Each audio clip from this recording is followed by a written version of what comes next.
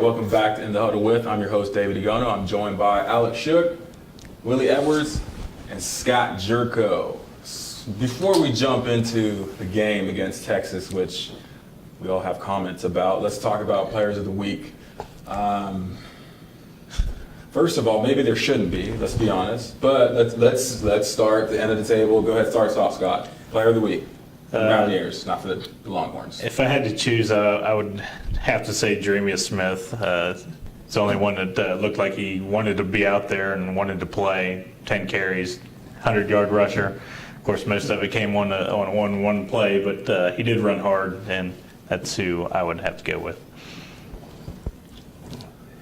I feel the same as I felt last week. Anytime you lose, I'm not a fan of having He's already handing out cold. Okay, fair enough. Be consistent. I like that. Alex?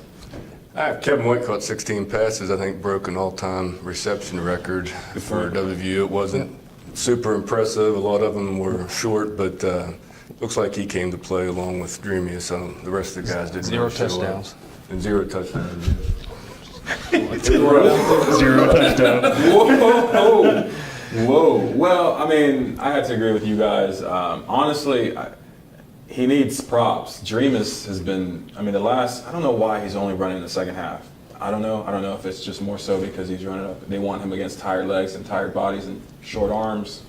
But he's been running hard for the past month. And, it's nice to see that against Texas. But overall, I kind of agree with Willie. Even though I did predict this, I didn't expect it to be. There's no player of the week. There's no coach of the week. There's no fan of the week. There's none of that. But let's jump into the game. I mean, let's do it a little bit different than we've been normally doing it. Let's talk special teams. Okay, let's start there. Willie, you're ready. Do it. Well, you talk about special teams and you talk about players of the game. We could say our punt team because they had 0 yards on punt returns. Texas, yes. Texas. Kickoff return, most of the balls went into the end zone. But, a guy that we hang our hat on almost every week in and week out, Josh Lambert, missed a couple of chip shots. We think because this guy has a leg on him. 53 yards of chip shots. Chip shots, and he missed them one. I mean, he didn't just miss them; he missed them bad. So, I don't know if we're still punch drunk from the TCU game. I think there was a little hangover with that. But anytime you can get points in the board, you have to get them, especially in that fashion when we have a kicker like Josh Lambert. So I think our special teams played well all around, but, the guy, like I said, we hang our hat on, didn't come through for us. What about the punt return unit? Hernan Davis, muck punt. Another we're not going to talk about another muck punt. The usual? Well, Okay. Well, I'll take it. Go ahead, Scott. There was one bright spot. Mario Alford did have a long 50-yard return there, got us in a position to go try and score. But other than that, special teams was awful. Even the coaching decision to go on an onside kick after we had a penalty that brought us back even further to give them an even shorter field. I mean, there's just questionable calls, questionable players doing stupid things. There just wasn't much good to say other than Mario's long return. Mario's. I'm not gonna say he's super or anything like that. That's kind of corny, but he's doing it every time he touches the ball, which is kind of remarkable because this is week 10, week 11 of the season. Alex, your thoughts? Special teams, if any? Not special. Consistent with the rest of the team. I don't think we had our minds in it. So much of this is between the ears and 90% more probably, and there was obviously a malaise across all three sides of the ball. Definitely not special. Well, it's tough when all three phases are that way. It's not that bad. No, when we were winning games, our special teams was bad, but our offense and our defense was playing well. So now, our special teams have stepped up a little bit, but now our offense and defense aren't playing as well. So now it looks much worse than it did before because when your defense and offense was playing well, it made your special teams look bad. Yeah. But now the offense and defense are kind of, aligned themselves with the special teams, so that's why it looks even more worse than what it really is. Let's transition to defense. The defense, I've been like the number one advocate for the defense all season. First drive of Texas, I was like, oh boy. This is going to be one of those deals where we we play tag or Just came out flat. And, it's just weird how that happens sometimes, and how fragile people's psyche can be. That you feel like you're there, you feel like you're ready to go. You've got a huge crowd out there, but you can just tell that the guys didn't have that intensity level, didn't have that sense of urgency on the defensive side of the ball. I saw a few things on the defense. First of all, the power play killed us. The power play, they pulling the guards, What is came the power around. play? So the fans. Goodness. Power play, the guard pulls on the end, fullback, running back, all comes down, they all crash down, guard kicks out, fullback through the hole, basically. Well, our backers were not coming over, they were not fighting over the tight end crackdown blocks. There was creating a huge gap between them and our spur bandit, whoever it was on whichever side they ran it to. And he was kind of just sitting outside. So it made a huge hole for the one linebacker to get through the fullback and make a play. And then it was 15 yards before somebody else showed up. Kwiatkowski did not come over. Tonkery did not come over. And who's 20? Muldrow, right? Yeah. The flowing hair. Yeah. It seemed like the whole game, if they needed to get 5 or 6 yards, all they had to do was go to the power play, and it was there the whole time. Yeah, they ran that play several times, and I'm thinking eventually we've got to make an adjustment to that. And we never did. I don't know, when you see that backside guard pull, like you said, the linebackers got to get over top. The defensive end has to squeeze. He has to squeeze that down and cut down that running lane. And he just stood there and waited for that guard to kick him out, and that was it. He never squeezed and never shut things down. So, that guy got, just like you said, got to the next level like that. And then, our secondary, when you got a kid that big, it was kind of reminiscent of what Oklahoma did to us. P. Ryan, yeah. The 3-3 stack is tough against power teams, and we've seen that. Against teams that throw the ball, like TCU and Baylor and things like that, our defense was pretty stout.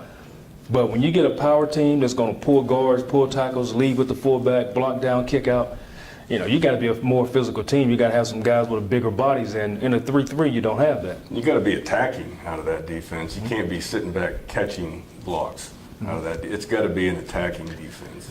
Well, another thing was play recognition. I watched a couple reruns of the power plays, and one of the backers, I'm not going to call out because I don't like to call out guys, but played a pass. It was a power play. I like to call out guys. We'll wait. But he was playing a pass, and it just had me wondering what he was looking at. What was his keys? You gotta have your line of vision with the front, the back, and everything involved. But it just no one knew what was going on. That's fundamentals. You start with reading guards. You teach your free safeties and your corners. You read guards. They'll tell you everything you need to know. That guard pulls. To me, that's a run block. I get blocked down, guard pull. I'm finding flow and getting to the ball. If he pops his head straight up, that's pass to me. So what he saw, I'm not really sure that caused him to do that. Maybe someone gave him a false read or something like that. But, after you ran that play 15 times, I guarantee they at least ran that play 15 times. Yeah, I mean, let's be honest. Texas is, for them, they're mediocre this year. The quarterback, he didn't beat them because he's beaten them a couple games this year. When I say them, I mean his own team, Texas. What you guys are talking about, I read the paper and read interviews afterwards, and I heard a lot of, we didn't come out the same intensity, we were lunging at tackles.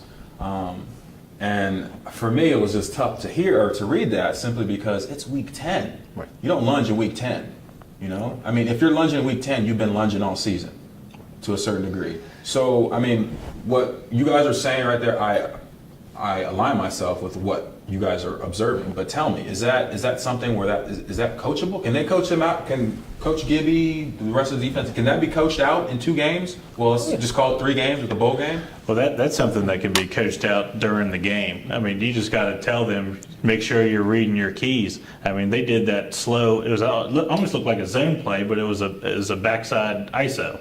It was a fullback on the left side, but he went to the right, leading the guy through, and the zone blocking. Backers didn't pick up that one very well at all in the first half. They started to get to it in the second half, but it's a little too late. We played pretty well on defense all year, too. It's not like this team just all of a sudden forgot how to play defense. I think it all goes back to the the lack of intensity and just not having our heads right for this ball game. Right. I think, like you said, it goes back to what happened with the TCU game. You know, that game had a lot riding on it. You know, if we win that game, we position ourselves to be in a playoff possibly, you know, Big 12 champions, possibly tie East. And, you know, you can't, and like I said, I went to practice one day and I watched how Coach Gibby dealt with those guys, and he kept trying to tell them, forget about that game, we watched the film, it's over, you can't go back and get it, move ahead. You know, things are easier said than done. Twice. Yeah, it's easier said than done. You know, you got to have a short-term memory when it comes to things like that. But it's tough. I mean, it's physically and emotionally tasking on you when that happens. And, you know, you always think about that stuff. But, you know, you got to move on. And like you said, you can't let one game beat you twice. And I think that's what happened with us a little bit. Yeah, I mean, and to be honest, I think the defense has been fine all year. I've been saying that and didn't have the proof in the beginning of the season, but they definitely came around middle of the season and up until this past week's game. They've been there. I'm not really worried about the defense. I think the defense has the benefit of being physical and hitting people. You can fix a lot of things by doing that with pads and a helmet, at least. Now let's talk about the offense. I want to hear what Scott says, because Scott usually has the pulse on Trickett and White. I want to hear. Tell me. Let's go there. Let's talk about the offense. The Trickett White combination was in full force. We just decided not to throw the ball downfield at all. It seemed like our first pass down the field was 3/4 of the way through the second quarter, which would have been a touchdown. Mario Alford dropped.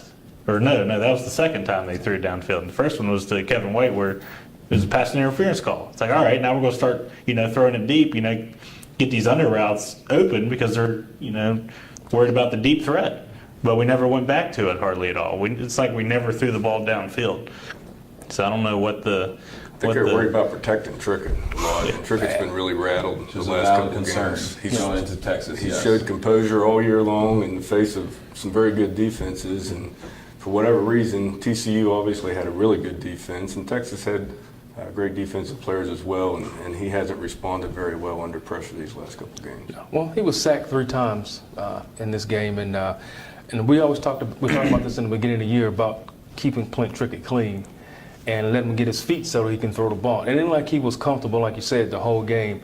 When you get sacked 3 times, that time clock starts going off in your mind. 1, 2, 3. Okay, he came from this side last time, so am I checking to see where he's coming from? I'm watching my receivers' routes and watching their progression. So I think our offensive line, and I know we haven't talked about giving out grades or any portion of, because I don't want to just grade the offensive line and not grade anybody else. But if I were to grade the offensive line, they'd get a D.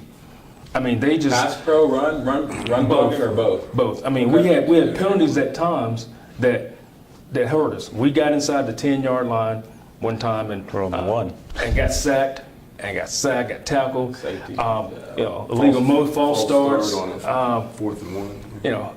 So we shot ourselves in the foot several times, and it started with our offensive line. If we can't protect our quarterback, then you're gonna be in trouble. Well, I mean, that makes me think, and not to think too far ahead. I mean, we do have a bye week this week.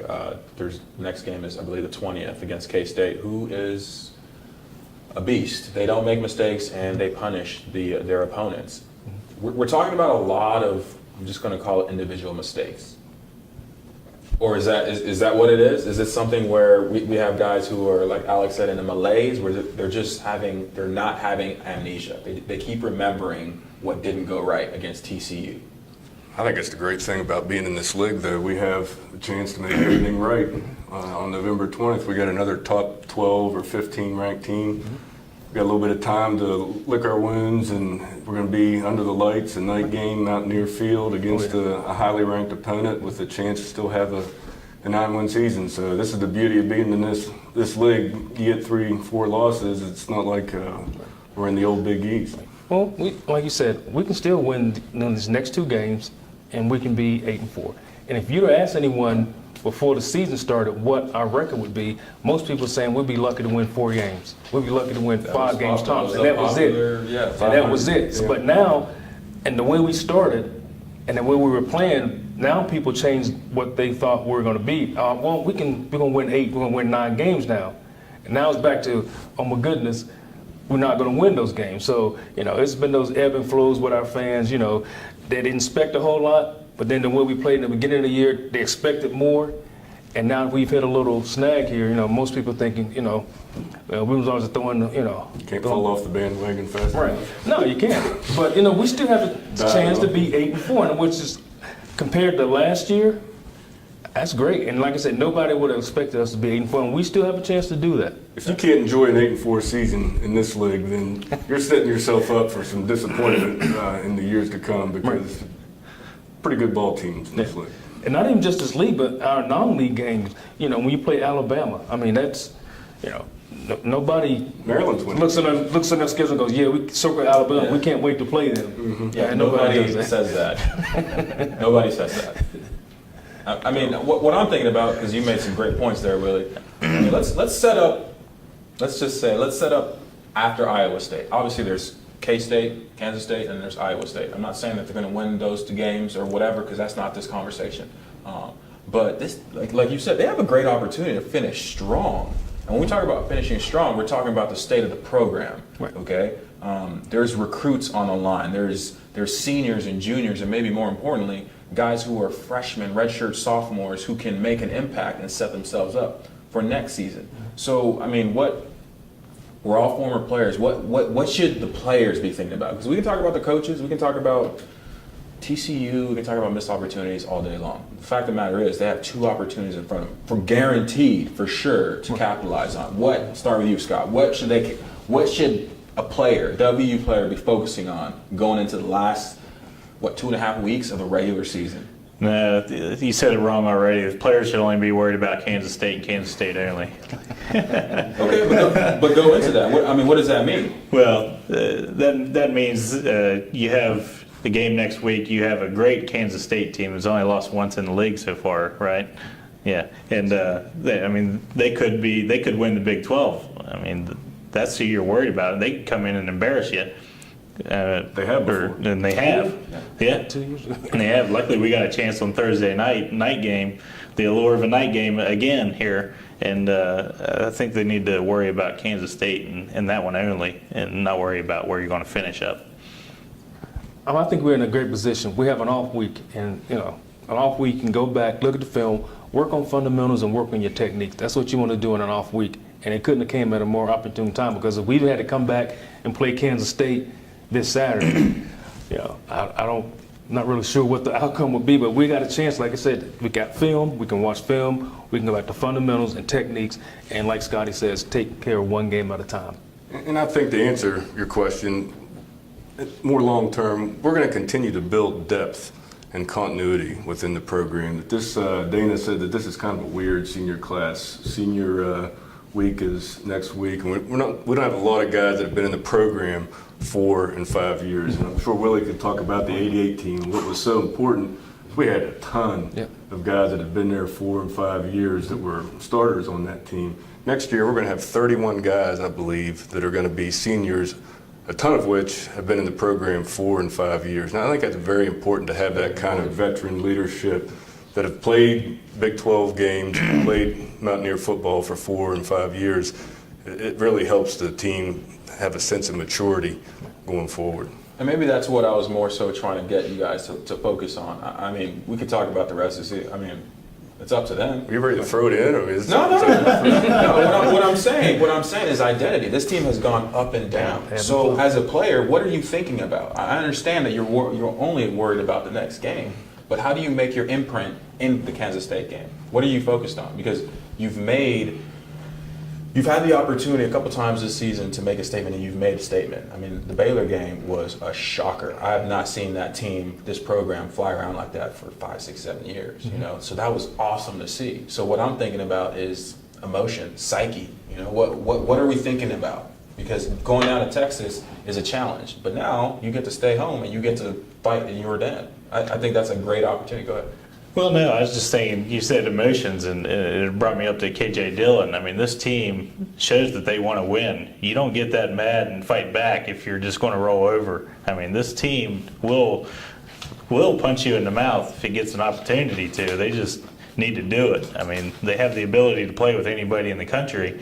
We just didn't see it this week again. It's unfortunate that, it happened after a loss again, but I think emotions are running high. I think we can bounce back, and we will. I think this class of players doesn't want to go out on a losing streak. It's a little scary given Bill Snyder, who is reputed to be an offensive genius, and obviously he's just had a ton of success over the years. Give him that extra time to prepare for us, but we're going to have a fantastic atmosphere. I think we're going to see a different intensity level out of our guys on Thursday against Kansas State. Now, hopefully we get that intensity back, like Dave was saying, that we had in the Baylor game, something we hadn't seen in a while. And again, like you said, Coach Snyder, his teams, they remind me of Penn State teams. They don't make a whole lot of mistakes. They're not flashy, but if you make a mistake, they'll make you pay for it. And the rate we're going as far as turnovers, we had 5 the game before and had 3 this game. You can't turn the ball over against good teams and not expect to win the game. So we got to take care of the ball better. And someone asked me the other day, "You think Clint Trickett is hurt?" I'm like, I don't know. I didn't ask the guy. I mean, if he is, I don't know about it, because they said everything is different about him as far as how he is in the pocket. He's getting little happy feet. Is that a point of him getting hit all the time? I think that is a little bit, but if he's hurt, I don't know. Like I said, we just need to go back, be fundamentally sound, and just remind. If I was a coach, I'd remind those guys and say, look, this is what we did against Baylor. This is what we did against this team. We've shown we can do this, and we're going to do it again. And it's good to have a resume you can go back and say, guys, we've done this. If you haven't done it before, it's hard to say, look. That's right. So we have a blueprint on how we want to play football here at WVU, and I think those guys need to get back to that. TCU showed that Kansas State is beatable. I mean, I watched the second half of that game. I didn't watch the first half, but they couldn't do anything against TCU's defense for what I watched. I think Kansas State's quarterback was supposed to be hurt as well, and they were a little bit reluctant to allow him to run the ball with the frequency that they usually do. And hopefully he remains to be a little bit hurt when he comes to Morgantown as well. But that team doesn't have the offensive explosiveness of some of the teams that we've played. At least from what I saw. The Lockett guy is fantastic. He's dangerous on kick returns as well. But I don't think they have the explosive offensive weapons of some of the other teams we've played. No, they don't. Like I said, they're just disciplined. And, you have to be more disciplined than they are. I expect them to bounce back. And you were talking about earlier about what does the team need to do. If I'm an underclassman, what I want to do is I want to send these seniors out on a winning note. And that's what you think about, because then when I'm a senior, I expect those underclassmen to do the same. You're talking about, the classes and how our senior class is not that strong now because we have different guys. It's almost like the band of misfits. You got JUCO guys here and guys from there, and nobody's been in the program for a long time. But the thing about college programs, you got to have role players. You got to have guys who've been there 4 and 5 years. They may not be guys you see, get their name in the paper and on television, but those are the guys that have to be there. Those are the foundations of that program. Guys who've been there for years, and they're role players, and you got to have those. And another part I wanted to bring up is maybe it's the psyche of the team, because we're not playing a Pitt, we're not playing a Syracuse anymore. I mean, you had rivalries, and you had, hey, this is rivalry week. We're playing Pitt. I didn't really care about going to classes that week. I mean, I went to class. I went to class, but I had my ski book. But yeah, I mean, that does play a toll, and then we're going to see that moving forward here in the next few years. We're going to develop these rivalries. We're going to expect we're going to know what to expect coming into these games. And here, these players are just like, they just see it as another game. Well, some games are more intense than others. It's easier to get up for a rivalry game than Right. it's just a non-conference game. When we were going to play Pitt, you didn't have to say a word. You knew what was going to happen. You knew what was going to go on. If a coach had to get you excited to play against Pitt, you don't need to be on it. You might as well leave. So, like Scott said, we don't have a team on the schedule say, all right, that's our rivalry, and we're going to be ready for them. And that's going to happen naturally. But, in the Big 12, so many teams are good. It's hard to have a rivalry, especially when we're here all the way in the East and everybody else is in the Midwest. So I don't think there's really a good chance of having a rivalry because you got that, what's that, the Red River, when you got Oklahoma Red and River Oklahoma. rivalry. Yeah, those guys that are in close proximity. We don't have that right now. The natural would be TCU. We both came in together, and Right. we've had some another hellacious close games. Within 5 points all 3 over games. the last 3 years, so that would be a natural.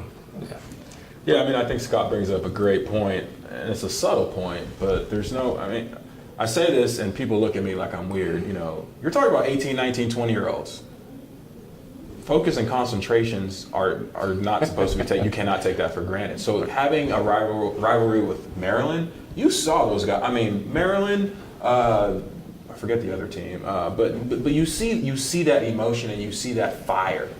As a defensive guy, that's one of the things I look for when a team plays. We even saw it against Alabama to a certain degree, and that was just because they didn't know any better. I mean, it's not like they play Oklahoma or Alabama regularly, but if you're going to go into the den of the lion, you're going to swing, right? So for me, just as far as concentration and that rivalry, I think we may be a season away from that. But it's a great point because every game is an away game, or it's a game to knock off a champion or whoever's in the catbird seat in the league. And like Alex has said, I mean, honestly, this is another conversation. Everybody wants to talk about the Big 12 being down. I mean, the Big 12 is right behind the SEC, in my opinion, as far as parity. There is no other conference. There is no other conference where you have that many teams in the running middle of November. The rest of the conferences are almost, for the most part, they're spoken for. I don't think there's any question that the Big 12 is probably second only to the SEC. It's deep, a lot of deep teams, and we got a couple right at the top, and that shows in the polls. There could be 2 teams from the Big 12. We could have 2 11-1 teams from the Big 12. They're going to be talking about maybe 2 Big 12 teams getting in. Which teams are those?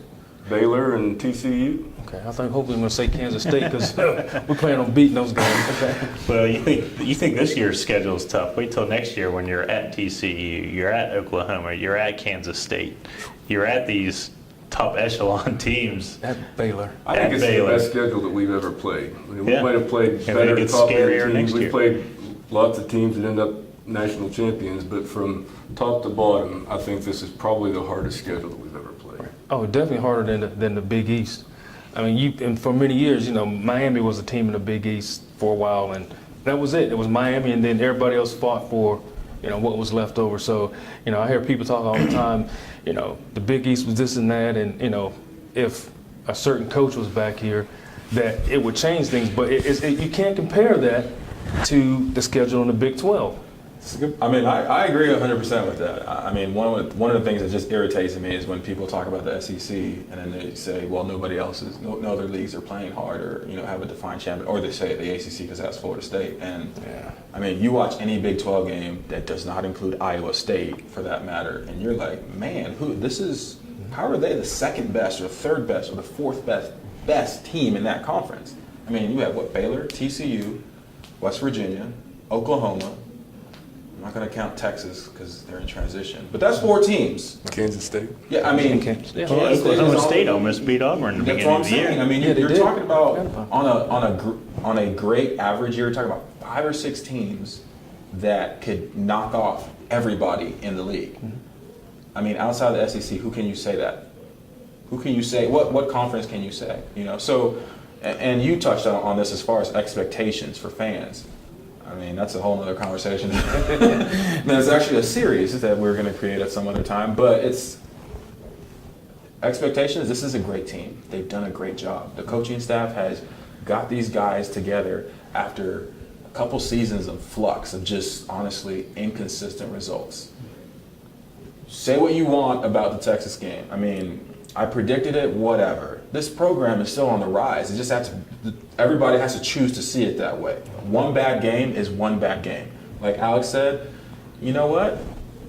Don't let the same game beat you 3 times coming up, you know? So, I mean, last words before, we'll do a full Kansas State preview for next week. What should our outlook be going into K-State? We're not going to talk about, you know, the actual pregame and predictions, but, I mean, is it just straight absolute positivity, or is it one of those things where let's check ourselves, but let's bring it? Start with you. Well, I think the coaching staff has to be positive. Gotcha. I'm sure these kids beat themselves up enough. And like you mentioned earlier, you talk about 18, 19, 20-year-old kids who, they got a lot on their minds. They got class, they got papers they got to do, got girlfriends, they got social time. There's a lot of things going on. And then the pressure from playing, Division I football is a lot. So I think the practices have to be upbeat. The coaches have to be positive. And I think the players need to rally around each other also. And I remember at one point when I was playing, we had a team meeting without the coaches. Say, look, they can coach, but we have to get it done. A coach can call a play, but if the players don't execute, so some people were called out. We need you to do this. We need you to do this better.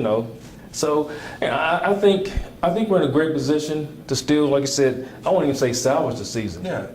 Not even salvage. Take it, yes. Take control of the season and start with Kansas State. And hopefully we can come out and not make the mistakes that we've made in the last 3 games as far as, turnovers, offensive line not being as productive as they have been in the first part of the season. And like I said, I expect that to happen because Coach Crooks is a great football coach. And I've heard that several times that the players love him. I don't particularly like the play right now, but I'm just sure he's going to get that turned around. And I think we're going to end up playing a good football game. Go ahead, Alex. I think we need to get some guys some rest. I think the offensive line has played Been pretty beat much. up. 5 guys have played every single snap.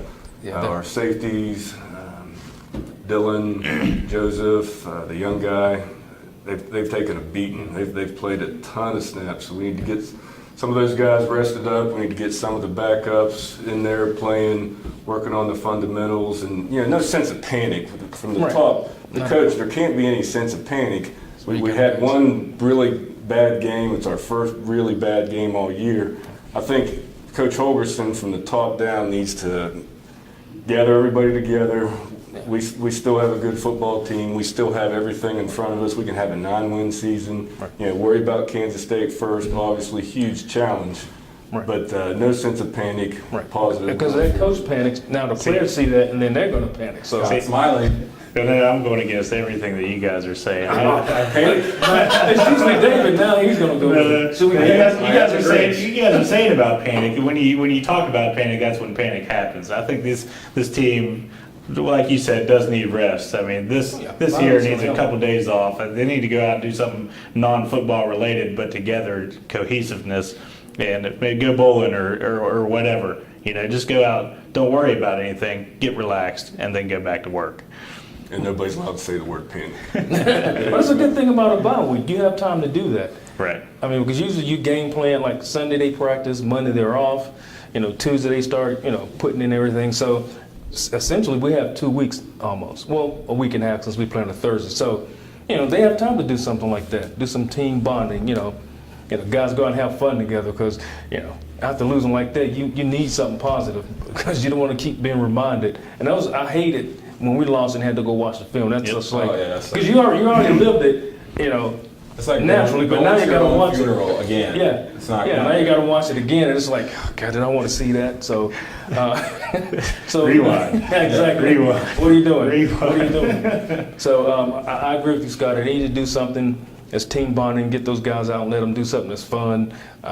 I don't know, do some 7-on-7. But we are banged up. When you talk about the offensive line and thinking about it, I was at practice last week. Quentin Spain had the green jersey on. He didn't practice. I know Adam Pink has been dealing with some injuries. And so, we do need some rest. And like I said in the beginning, this is a great time for us to have a bye week to get some guys healthy and get them ready to play. I will say, have some fun, have a little bit of fun, and stay off High Street. Well said. Well said. To add with what you guys are saying, honestly, you know what I want to see next week? I want to see some angry 20-year-olds. Some controlled aggression. Yeah, I just want to see them take it. This season is not over. They control their own destiny. Just do it. Just do it. Not to go back to Nike, Bo Jackson, all that, but just do it. The season is still right there. They can right a lot of wrongs by beating K-State. Oh, the I board think will be that- right then. Oh, I mean, you step into a season or a situation where you can just handle what is on your plate, then you can talk about things that we talked about as far as program identity, what have you. Well, I want to thank you guys. This was actually somewhat of a deeper in the huddle with. Went over some plays, maybe some mental and emotional issues or lack thereof. But check back with us next week for a more in-depth analysis of the K-State game, and check back on thedpost.com for more updates. Thank you.